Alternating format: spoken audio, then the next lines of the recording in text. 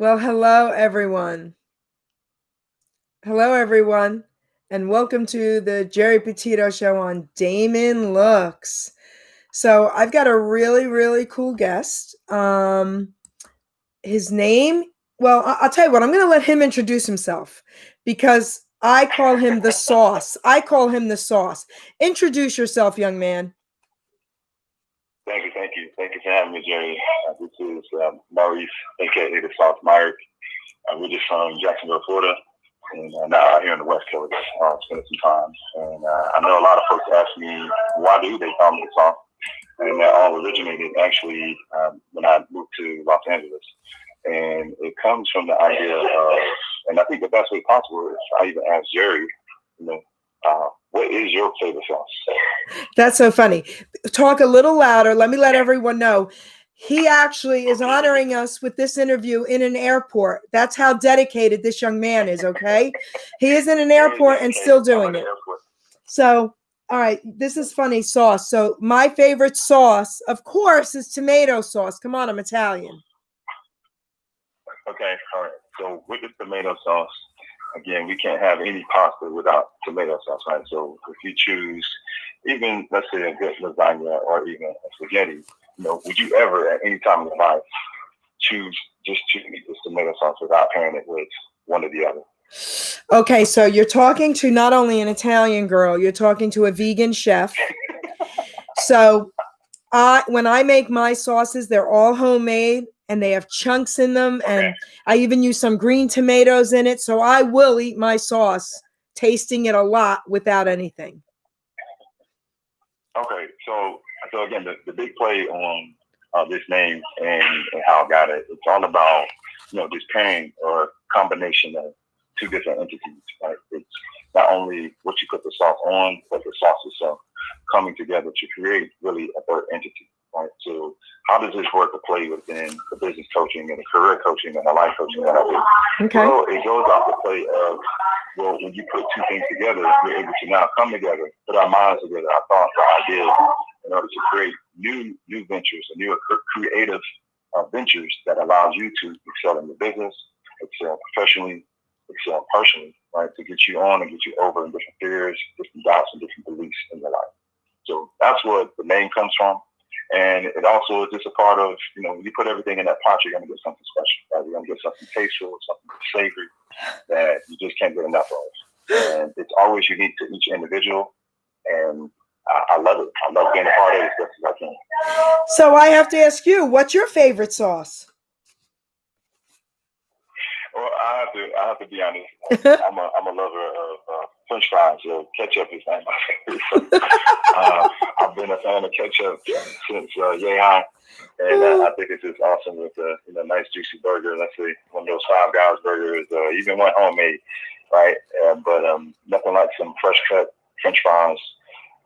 Paired with some good ketchup, and man, I'm off to the races. So I want to give a shout out to someone who's in the chat room. Her name is Andrea Kaczynski. She's the voice of hope, and she would love to interview you as well. So she's listening in, honey. Awesome. Yeah, I'm definitely interested in connecting with Andrea. Okay. So now, definitely interested. So before I ask you some questions, I just want to say a couple things about you to everyone. Your personality is so charismatic. It's charismatic. Your personality is just off the charts. And I love that you have a comedic sense to you as well, because I made this page for you and I'm going to show them this one photo that I absolutely love. Okay. It's you as a cartoon. And it says, when life throws you make lemonade. So I love that you have this incredible sense of humor. And we're going to talk about that as well. So let me ask you, what makes you successful? Let me start there. Oh, that's an awesome question, and thank you. I think what makes me successful as a professional and even in my personal life, I'm not afraid to, in a professional sense, I'm not afraid to, one, not only identify my strengths and my weaknesses, but I know within my weaknesses, that's area where I can now bring on others who are specialized in these different criteria points that would now allow me to flow and effectively excel in different projects that I pursue. Right. So having the guts to admit that, hey, this is something that I may not be strong in. Now let me bring someone on, or let me employ someone, or do an hourly rate or a flat rate of helping me in an area that I may not just have the expertise. So being that business owner, being that entrepreneur that's able to be mindful that we can't do it all by ourselves. Right. Let's look at the Lakers. Let's look at the Bulls. Let's look at Golden State. Right. All these powerhouses in different decades of basketball. Right. Okay. It wasn't just Jordan on that team that did it by himself. Right. He had a really robust cast of players who had all different skill sets in different positions to allow them to all now come together and then be around Jordan in order for that entire team to be successful. So look at that same concept with these different businesses and ventures that you apply. And if you're in corporate America, the different teams that you're on, right? We all have different streams, and we have to be able to identify those in order to get the greatest successes in life. Wow. Well, that was beautifully explained, beautifully said. Thank you for that. And of course, I agree with you. Totally agree with you. So you have a book out? Yes. So off that same play of that picture that you saw, the cartoon. Yep. So the title of my book is Yep. Positivity, Purpose, and the Meaning of Life. And it goes off that play of when life throws you lemons, you now take these lemons, like these sour moments, these life events, these traumatic events that happen in your life. How do you now turn these sour moments into sweet and tasteful and joyful memories, right? And joyful ways to overcome, again, those fears, overcome those doubts, overcome those disbeliefs, overcome the toxic relationships that we have with others, right? Regardless if it's business, if it's personal, friends, family, and so forth, or even between two individuals. But it's like this book is about, it doesn't matter how something has affected you, right? Or how you overcome something, whether it's addiction, abuse, like your stress, high anxiety, depression, PTSD, like you name it, like A to Z, we all have our possibilities to be in any of these states at any given time, right? And even some of your listeners are probably going through that right now. But What we do know is these do have a big effect on our heart and our heads. So how do we subconsciously remove it? How do we emotionally remove it from ourselves? Yeah, and how do you overcome it, the stress and anxiety? Tell us about it. Yes. Yeah. Oh, what's the question? No. I'm saying continue what you're saying and incorporate how do you overcome the stress and anxiety? Oh, okay. Yeah. So again, for stress and anxiety, right, we're in a very critical state right now. Everyone's going through COVID. So we all we've all had to kind of make a pivot, right, or make adjustments to our daily lifestyle. But not everybody is making the best adjustments as to how we're going to move professionally and move personally. So in this, we have those who have high stress, high anxiety type of moments and don't know what to do, right? But the best solution here is to first, and I am a licensed emotional intelligence practitioner. So I would say first step is for anyone that's listening to this. I'm telling you, you have to be genuinely with yourself to understand that there are times where I may be short-tempered or I may be stressed out when this is daily lifestyle, right? But I must try to do some type of emotional intelligence assessment, like something online, something free, or you can actually schedule one, right? Because many of us get aggravated, frustrated, and rage for it, right? And they end up really norm. And that's not the norm. Right? We should find peace. We should have peace of mind as we walk in life each and every day, right? And for those who have it, you know what I mean. For those who don't have it, like it's still just a priceless moment, a priceless feeling where you can just walk and continue to be who you are as an individual and not be mindful of the extremities around us, right? Of conversations we have with others or what we see in the news or what we see in culture and how that may affect us to throw our off the entire day. My flight actually got delayed and I had to come here to a different airline. A different city. So that could have definitely threw me off through trying to do this interview, but I didn't let it blow my cool. Right? I just knew as long as I could boot up to a Wi-Fi connection and get my phone going, I was still going to get on here and enjoy myself. Right? So looking at these happy, peaceful moments, or always staying positive and expecting those type of outcomes each and every day. So that's the first step of understanding how to get over stress and environments. Right? And then the last piece on that is to truly understand like what is going to work for you physically. Right? Let's get back to nature. Let's power down those cell phones, power down the TVs, and let's get touch back with the elements around us. Because even for our youngest generations, we're losing touch with nature. Yes. Right? There's books. Last Child in the Wood, talks about this. Right? Our children are losing that touch with that connection with the earth. Right? They want us to go out and go camping, go bike riding, go swimming, right? And just enjoy life, enjoy the natural beauty of what this world has offered to us. But we, as a society, has put a lot more attention and emphasis on technology, and there was a time this wasn't here. So when are we now getting back to our families, getting back to our friends, and establishing those connections the way we once did in yesterday? That's a good way to start out and start to obtain and hone and gain that awareness of what your stress is and that you are in a high anxiety type of environment. And this is something, and these are different tools and resources that you can use in order to get yourself out. Well, I love the way you're explaining things, because the way you're explaining it, people can relate and understand. Do you know what I mean? It's the human side of you, and I love that about you. I absolutely love that about you. Yes. So, all right. So I have some more questions. Where do you see society in 20 years? Oh, that's a great question. So, well, I will say this: the fact that we are before 2020, I would have this said this specifically. Right, we're indulge into this high technology, high social media driven culture, right, from east to west, right, across the board.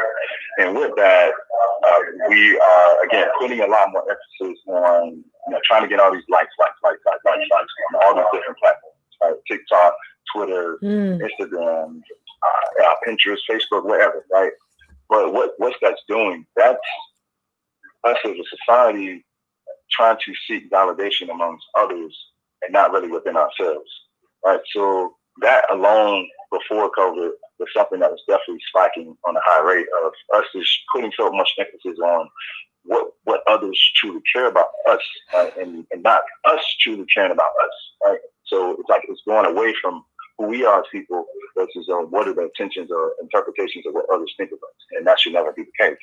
We should first establish self-love and self-understanding of how great we are as individuals, like building these gratitude lists, building these self-love challenges, these things I talk about in my book of, loving yourself first and not worrying about others, even family members not loving you, right? You have to love yourself. You have to wake up and love that individual in the mirror each and every day, right? And that's what really matters. So, of course, that was pre-COVID, but I will say in these 7 to 8 months now we've been going through COVID, it has allowed us as a society to give us a chance to detox, right? Mm-hmm. Detox from the social interaction, detox from technology, right? Detox from even some bad habits that some of us may have had, right? And which could have possibly even led to addictions. But it's now in the state of, since we've had this detox and all of us collectively have had it at the same time, we're now able to see things a lot clearer, have a lot more clarity and understanding as to who we are, right? So I think even COVID, granted, it's still going on, it's still prominent across the world. It still are some positives, right? There's still some positives based on what we've experienced so far as a result of, right? So continue to dig in, right? Think about those things, those conversations you started to have as a result of COVID, and how can you continue to push those forward and take action, right? I've seen so many now entrepreneurs that were, and I can't say stuck in corporate America, but it's like now this is a business you've created during COVID to now supplement some of those expenses that maybe you didn't have the pressures of if you just had one specific entity or one corporation that you worked in, right? So, and then the creative aspect, Like, a lot of my friends are doing these different art projects. I just had a friend. I went to his house in Charlotte. He just did a walk-in closet, right? Like a do-it-yourself project, right? So it's giving us all these opportunities to find these outlets, right? To dissipate that stress and anxiety, if we do have it, into different type of activities, different type of recreational events, for us to think outside the box and not just resort to going to the bars or going to the clubs, right? Or going to somewhere out where you're wasting your money and you're losing touch with that social aspect of those who really care about you most, which is your family. Well, I want to touch base on a couple of things that you said.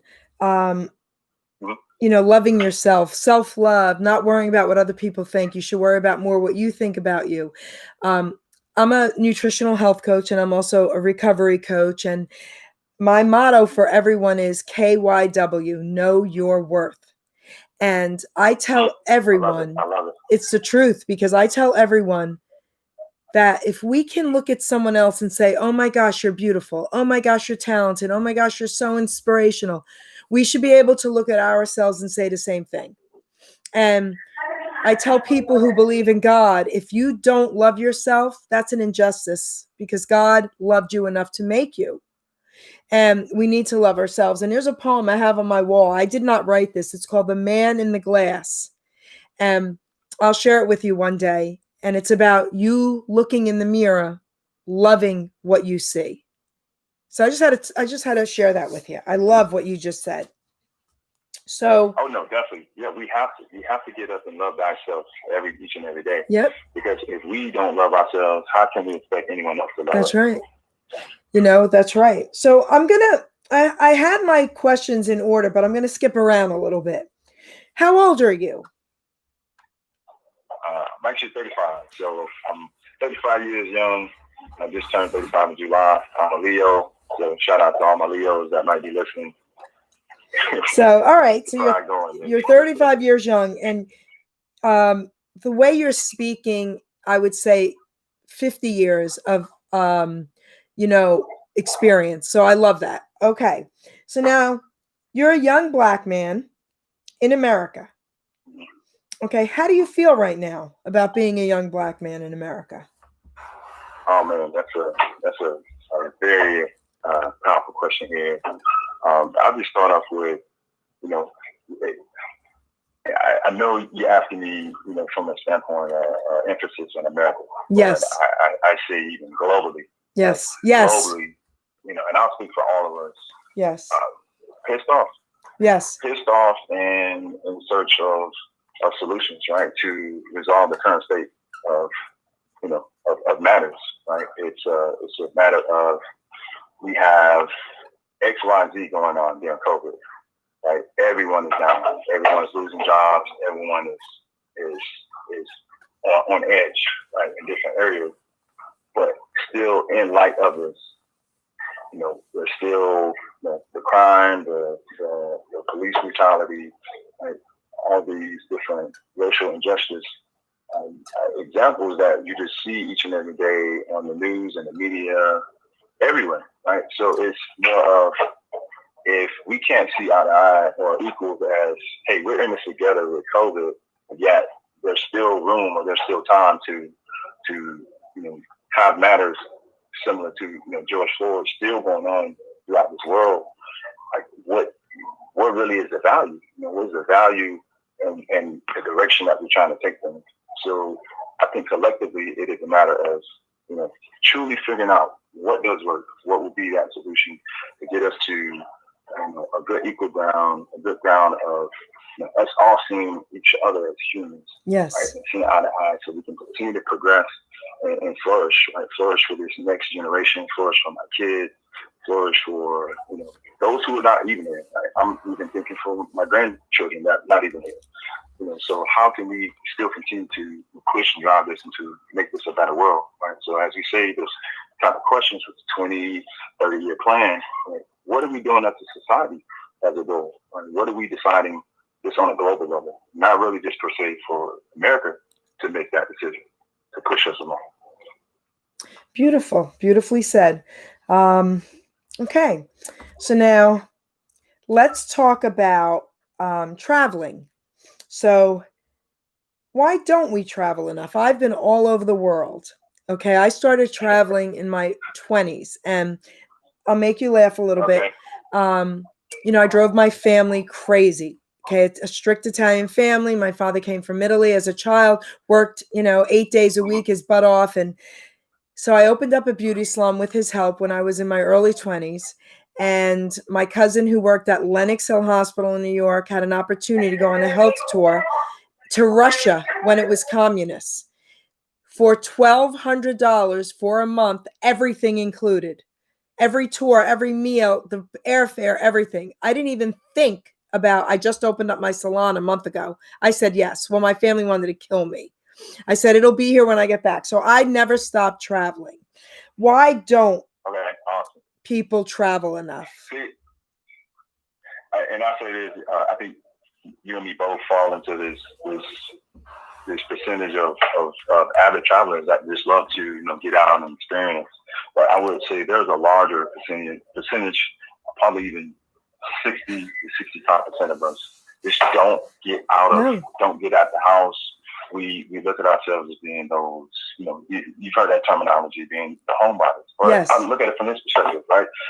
The settlers finally settled on a place and then had babies, and then they settled, and then they had babies and settled. So now we're 2-3 generations in a family or a nucleus being within one city, being within one region, and not really wanting or having that desire to run out and reach and figure out what it is like on the other side, right? So I'm really, open with that and say the masses have kind of settled into certain regions, and it's like, okay, I'm in my happy place, right? I'm in that place where I don't see myself moving or living or moving out of. So, and I want to retire here. But my thing here was not traveling, right, not getting that exposure into different regions. Like, you can continue to be that homebody, but I would encourage you to still get out of the house and get to different sides of the coast. I even mentioned this in my book, how I noticed even living on the West Coast and living on the East Coast, I have a lot of East Coasters that never experienced the West Coast, and then a lot of West Coasters that never experienced the East Coast, if not Midwest. And then that brings a really good dynamic into the workplace. Right? So understanding these different backgrounds and different cultures, different cities, right? I've traveled so much across the U.S. Like, I know the cultures, I know the mindset of individuals, and that's always an asset to bring to the table professionally, right? I will say also, a lot of my clients in this space, I encourage them to travel because about 50% of my clients, when I'm telling folks to travel, is usually it's a woman client that's saying this: I'm living in XYZ city, and I'm not meeting Mr. Right. Right? I'm seeking Mr. Right for me in my life. Right? I'm this professional. I've met all the accolades. I have the degrees, but I don't find Mr. Right where I live. So my thing here is to now encourage this woman to travel to a different city. Right?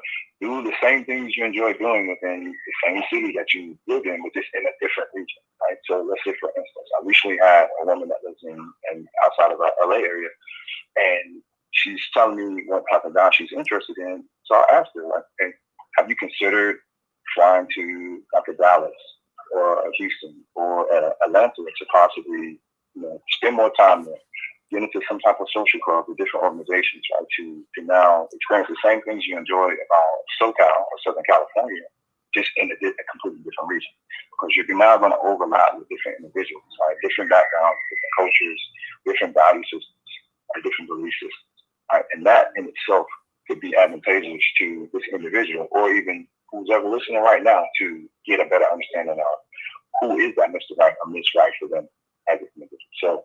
So again, that would be the best advice, or I would say, why we don't travel and why we do need to travel. Right? We get this exposure, right? We get this understanding, and then the biggest thing is when we do travel somewhere or these different foreign lands, you're able to now see everything that moves around you, right? Because the only thing that's constant within any location or any city or any country you travel to is you. So this also helps you understand you a lot better and know thyself a lot more in a foreign land when there's no one with you and you're able to now move in a certain way,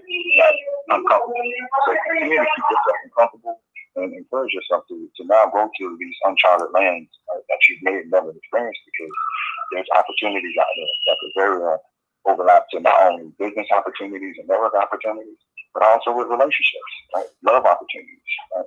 So that's why we don't do it and why we should. So again, everyone, the noise you hear in the background, it's the airport. He had to switch flights and all that unexpectedly and still gave us this opportunity for this incredible interview. Okay, so I commend you for that. So yes, about traveling real quick. I want to just say this to everyone as well. When you travel, especially, to foreign places, like I've been all over the world, never go with judgments or never go thinking you want it to be a certain way, because I've never done that. Yeah. And I've experienced the most like I said, I went to Russia when it was communist. I even had machine guns pointed at me. Okay. And I was like, this is too cool, So I never went to any countries, even China, everywhere I've been, with expectations. I was like, this is incredible. This is their country. So please have an open mind, and you should do it. Experience the world. So I love what you said about all that. So now people are probably saying she's asking him some really weird questions, but it's because of his book. He touches base on so much, and it's so filled with information for everyone, for everyday life. I love it. So let me ask you this. What is a narcissist and empath? Awesome. Great question. This plays into, again, on that back end of just understanding thyself more, understanding who you are as an individual. So I'll start here with the technical definition of the empath and also a narcissist. So an empath is a person that experiences a great deal of empathy, often to the point of taking the pain of others at their own expense. And then a narcissist. A narcissist is a pattern of self-centered, arrogant thinking, and lack of thinking and consideration for other people, and excessive need for admiration. Right. So again, just off the definition alone, we're able to see that these two are in two different buckets, different pots. But if we really peel back those layers, it really comes down to an empath or someone that's very joyful and very positive, very optimistic on life, and wanting the best to see out of others, right? See the best within others at all times. Right? But here's the case: high percentage of relationships fall into some of these empath and narcissist type of parents. But then you have the narcissist who has this negative, pessimistic look on life, on even their significant other, right? And it's now this tension that you get between the two, not knowing that this could also be kind of the root or core of what really consists of these two individuals. All right, so I would say, even me personally, a good example of even an empath, right? I fall in this category. Okay. Right? Being that individual that's giving your all, giving that love, seeing the bad things that someone does, and able to kind of forgive them and just be there with them, because you just have that heart of just genuine helping others and wanting to give back as you can, right? Just financially, right? Just needing a listening ear, really speaking to someone's love language, of being there with acts of service or just quality time, right? But then with narcissists, I've had personally where in a past relationship where I feel like the narcissist has tried to held my some of my family members hostage, right? Like trying to sabotage, trying to turn people against each other, right? For what they may think is the greater good, but as you look at society, it's not. Right? It's trying to turn people apart, rip people apart, say and do anything, or lie, or try to get over on others, right? For their well-being, and not think about consideration of others. And so again, we have folks that fall into these two different areas. And I will say, based off these definitions and just slightly example of what I'm here showing you guys, speaking to you now, if you feel like you are in a relationship or in a toxic relationship, beautiful.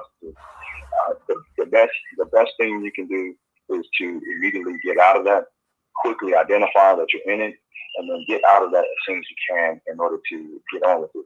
Like I had a client last year in the San Francisco area who was actually in a narcissist empath, type of a relationship. And the narcissist was definitely sending death threats, like entering into this individual's home to the point where they had to put out a restraining order, right? And they had to just let the entire family know what was going on, because they were definitely jeopardizing their life by being with this individual. So thankfully enough, like that is now resolved. But I just was thankful to be within the mix to clearly identify and bring this to their attention, to know like, hey, if you keep going down this road, like I may not see you ever again, because this individual might take your life. Right? And this goes for men and women. We all can fall into these type of different relationship dynamics, and it's never a good state for us. But then who is to say even this narcissist could very well in turn be the empath in a completely different relationship. Right? So there's these pros and cons that we do see within these different relationships, or these different value systems. Right? But it's all about making sure you're preparing yourself, doing that due diligence, as you get into these relationships, to know that you're with the right people at the right time in the life. So I'll ask you one last question, and then I'll let you tell everyone how they can get your book. Like anything you want to tell them, it's your floor. But I have another question for you. So, what makes a relationship work? Oh, awesome. So first I'll just say with relationships, and as you see in my book, relationships are friends, families, business partners, and then significant others, the dating aspect. Yep. Those are all different relationships that we have every day, every moment, every contact we have in our phone, our emails, and even social media. Right? But what makes these relationships truly work? It comes down to the values.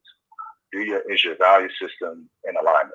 Right? Do you guys have similar values? As I say, for me, again, the best example is, and even when the relationship for me didn't, right? I'm very young, I'm married in my 20s, and during this time, I didn't know fully who I was as an individual, right? I didn't know truly who myself was. So therefore, my value system was a little bit skewed, understanding who was the best woman for me in my life at that certain time. But now, as I got deeper and a lot more wiser into my 30s, I began to understand now the two most valuable values that I love and that I care for is family and then helping others. And if you surround yourself with those in any of those different dynamics of relationships, you're always going to get a good product, because you're going to see that value. Right? When I'm doing nonprofit, right, everyone on my board of directors, right, we all come from a good family value system. So I see that. I see that need of them wanting to help others. This isn't their first rodeo of volunteering. Right? When I'm dating now, right, I see that push and drive of different examples and different volunteer opportunities that these women have been on that brighten me up. And it's like, hey, I'd like to go with you on this the next time, right? Or they're volunteering to now get me to come out with them, right? So having these different value systems that align is always the best thing for both parties, and regardless in making business deals, and when you're considering tying the knot with someone. Right? So that's number one, right? How do we take a deeper dive into our needs in relationships versus just the wants, right? We all can have 1,000,001 wants. But what are those critical 14 to 15 needs that we need in all types of relationships that we push out there or that we request, right? Enforcing those criteria, enforcing those requirements, and staying firm on that. And if someone doesn't meet that, like not really bending or folding when someone doesn't meet that, because the minute you now push this person out the way, Mr. Right or Miss Right, or the best deal or this proposition is going to present itself once you're able to see a lot more clearly that, something might be either a red light or green light for you from jump. Beautifully said. I want to give a shout out to a mutual friend of ours, someone who introduced you to me, Anthony Maury. I've known him since we were in our 20s. Yep. Thank you, Ant, for this incredible interview. You were right. Sauce is off the charts. Yes, he called me up. He's like, you've got to interview him. He's incredible. So. Oh, my God, man. Yeah, love him.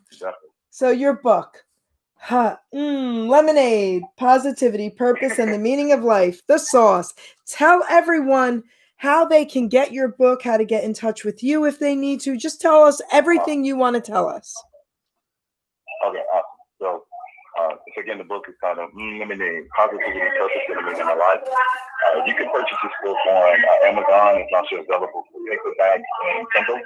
But also you can visit usethesauce.com/shop, and you can purchase this there as well for ebook version and also for paperback. But it's 11 chapters of awesomeness.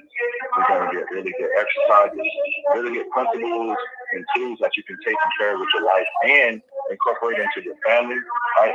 Incorporate down to your son or your daughter or your nieces and nephews, right? To help them understand how to cope, how to overcome, and how to release these different fears, right? How to release the toxic relationships, how to incorporate music therapy, right? And get on different regimens to better yourself, right? To get that self-love and awareness, right? You're getting all of this in this book with 11 chapters of office. And then we close it out with a better understanding of a specific methodology of how can you better understand to walk in purpose, or what purpose looks like for you as an individual. Because purpose is unique to all of us in different ways. But some of us don't have this, we don't have this sight or vision as to which direction do we need to take. So hence, we have the pathways to purpose. It's actually methodology of what we incorporate as to how you can understand, what are the things you're most passionate about, how that overlaps with your personality, and the type of fears that you may have. And how do we know once we break away from certain things and then truly understand what our strengths are, this gives us more clarity as to what our purpose is in this life. So you're getting 11 chapters of awesomeness. Check that out. Have a lot more things I'm pushing out.